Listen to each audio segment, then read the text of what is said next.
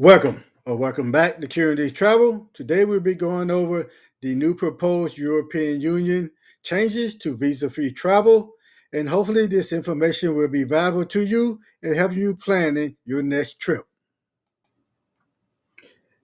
The European Union, UE, has proposed new changes to its visa-free travel policy. It signals a sharp turn in how visa-free travel is viewed, no longer as a baseline courtesy, but as a conditional privilege tied closely to politics, security, and compliance with UE norms.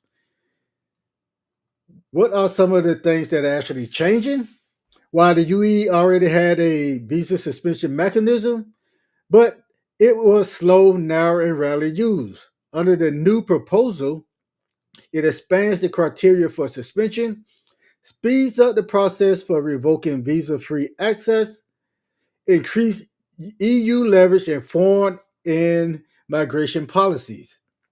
So even if you're from a powerful country like the US, UK, or Japan, your citizens' travel assets could theoretically be reconsidered more quickly and easily if your government policy clashes with UE expectations.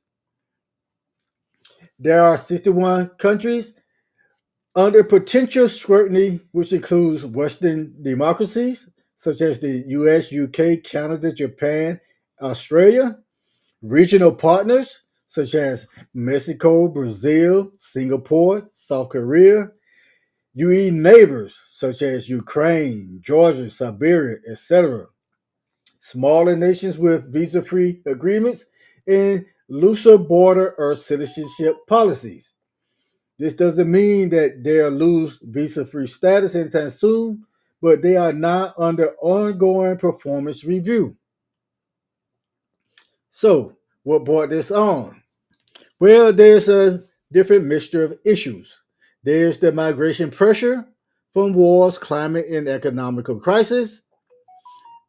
There's hybrid threats, like Russia allegedly using the immigration policy as a tool. There's populist pressure inside Europe to take back control of the borders. There's rising concern about citizenship for sale schemes that undermine UE security. Plus, with the European Parliament elections coming and geopolitical tensions rising, the UE is in no mood to leave the doors wide open without strings attached.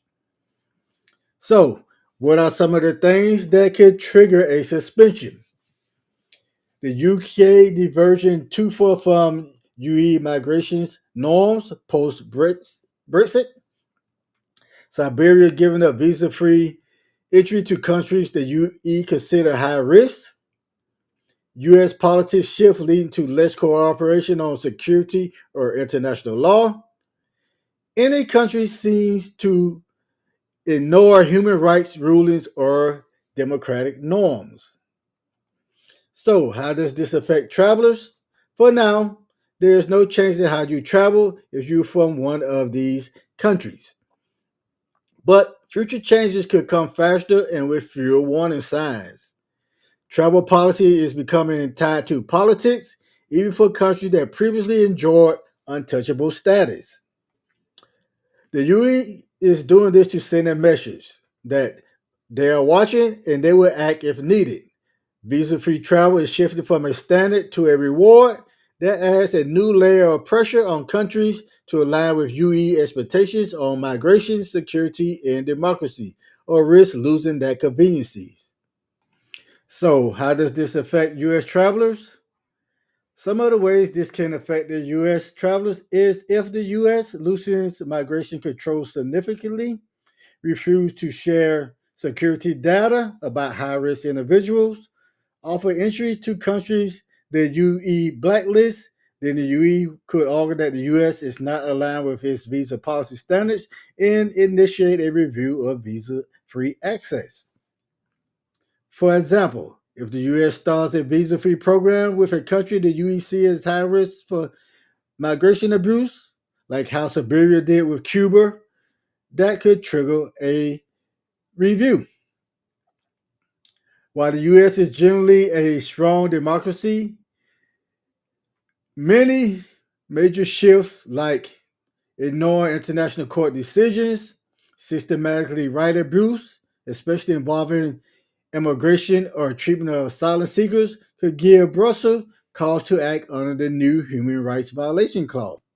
If the UE and the US have a diplomatic fallout about NATO strategy, Israel Palestine policy, data privacy, or digital surveillance issues, the UE could now more easily use visa policies as leverage. This doesn't mean the US traveler will need visas right away, but it creates a tool for the UE to politically pressure the US without going full on sanction mode.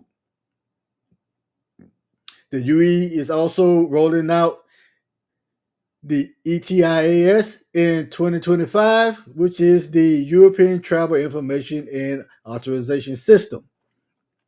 A visa waiver pre-screening similar to the US ESTA.